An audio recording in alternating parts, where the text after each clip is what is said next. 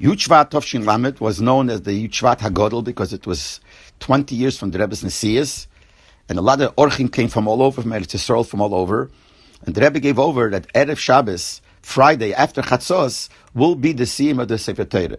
And the Rebbe explained the reason, because by Moshe Rabbeinu we also find that he wrote on the day of his Istalkas, it says Zayin Oder. He wrote a Sefer Torah, or many Sefer Torahs, but the Meforshim say it wasn't really on Zayin Oder because it was Shabbos. You can't write on Shabbos, so he did it probably Erev Shabbos. So here too, since Yud Shvat is Shabbos, so we're going to do it on Erev Shabbos after Chatzos, as close as it could be to Yud Shvat. And it was packed. A lot of people came when the Farbrengen was set up in this order of Farbrengen, and a lot of Orchim from Eretz Yisrael were there. This was the time that Yud Shvat was supposed to be the first hookup that they would hear the Farbrengen in Eretz Yisrael, and everybody is anticipating what's going to be by the Farbrengen. But then in Eretz Yisrael, when they heard that Erev Shabbos is going to be the Siyum, and it was the time the Siyum was here, already there was Shabbos, so a whole Shabbos, they said later, they anticipated, they didn't know what's happening. The Siyum of the Sefer Torah, who knows, Moshiach is going to come by that Farbrengen and they're going to be missing it. Anyway, that's how the Yisraelis was. The pay about the Farbrengen, everyone was set in the places, the place of the Farbrengen was ready. Then we saw from far, because we were sitting in our place of Farbrengen, by the steps where the Rebbe would come down to the Farbrengen, we saw Rabbi Simpson coming down, and behind him the Rebbe. Rabbi Simpson was in front. He was carrying the Sefer Torah. The Rebbe was behind him carrying a big cardboard box. It looked pretty strange. Imagine Rabbi Simpson is carrying the Sefer Torah, and the Rebbe is carrying a box. A box should carry a shamish, but the Rebbe is carrying the box. No one knew what's in the box.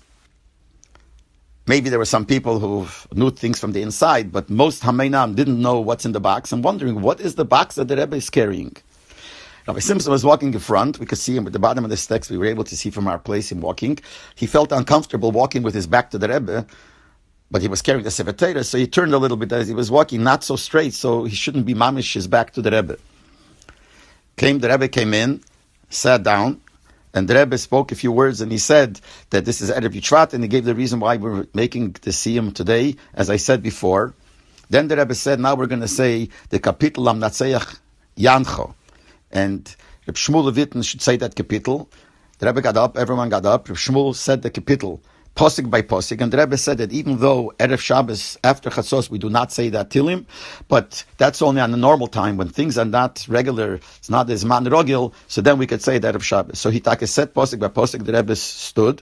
After he finished, the Rebbe sat down, and the Rebbe said to sing certain nigunim, and then the Sefer took the Sefer Torah and finished the last letters. Reb Shemaria Factor, who was the one that wrote the Sefer Torah, came to the last letter. He wanted to give the Rebbe the feather. The Rebbe should write the last letter, and the Rebbe didn't want. The Rebbe told him he should do it.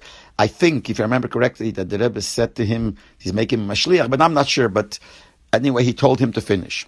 And afterwards, they said the psukim of Atoresa, and they were machaber different people. The Rebbe gave beforehand a reshime b'ksavyat kodesh of a list of every posik who should say the psukim. That list is actually mefursim, and even the copy of the Ksavyat Kodesh is mefursim. It's printed in Teres Menachem volume Nun Tes. The whole list, the way the Rebbe wrote it, each one who should say it, and the reason why this person should be the one to say a posik. Somebody said because they're mashpiyim. I remember one of the things he said, that now we're mechabet somebody who sat in Russia in jail for spreading Yiddishkeit, a Mesiras Nefesh. And I remember standing there assuming, when he said that, probably this is going to be the mental futterfas, but L'Poel, it was Rebbe Shem Tov. Then when they finished the psukim, you could see the list of the names in the Sefer. When they finished the psukim, there was Hagbe and Glile, and then the Rebbe opened the box, while he was standing, opened the box, and took out the crown.